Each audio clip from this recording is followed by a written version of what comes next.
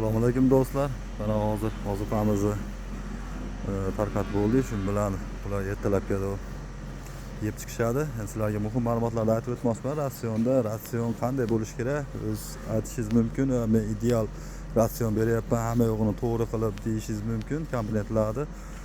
Buni endi tekshirish yo'llari bor 3-4 ta. Shulardan ba'zilarini aytib o'tmoqchiman.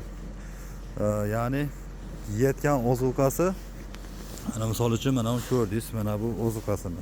Hozir berilgan ozuqasi mana bu bo'lsa, ertalabki ozuqasi mana bu deb biladigan bo'lsangiz, ikkalasi bir xil bo'lishi kerak. Ya'ni mana bugun hozir bergan ozuqangiz bilan ertalab qarasangiz, qolgan ozuqani bunday ko'rsangiz, bunda qandaydarligi faqat somonlari qolgan bo'lsa, ya ajralgan bo'lib alohida ko'rinadigan bo'lsa, bu ratsioningizda xatolik ketayotgan bo'ladi. Birinchi shundan qarasangiz bo'ladi. Ikkinchisi axlatidan bilsangiz bo'ladi. Axlatini ko'rinishidan bu yuzakilarni aytib o'tyapman men. Buni yana sinchiklab tekshirish kerak. Agar axlatini ko'rasiz, holatini qanday darajada hazm bo'lyapti, shunga qarab turib ham ratsioningizni baholab olsangiz bo'ladi. Yana chuqurroq uni bilish uchun axlatini yuvish kerak bo'ladi.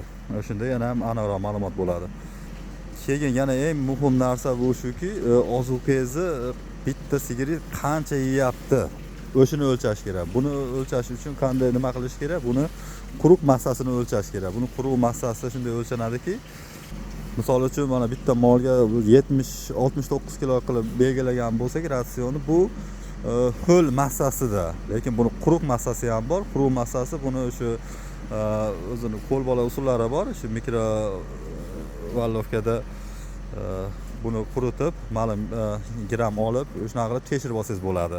O'shanda ham keyin qancha har bir sigiringizni qancha yetganingizni aniq bilib olib turib, keyin shunga qarab turib, sizni sutni tan narxini chiqarsangiz bo'ladi. Qanchaga tushyapti sizga, bu necha litr sut beryapti va qancha ozuqa yeyapti. Shular juda muhim bo'ladi. Agar ratsioningizni shu narsalarni qilmaydigan bo'lsangiz, tekshirmasdan men yaxshi zo'r ketyapti deydigan bo'lsangiz, har xil kasalliklar kelib chiqishi mumkin molingizdagi.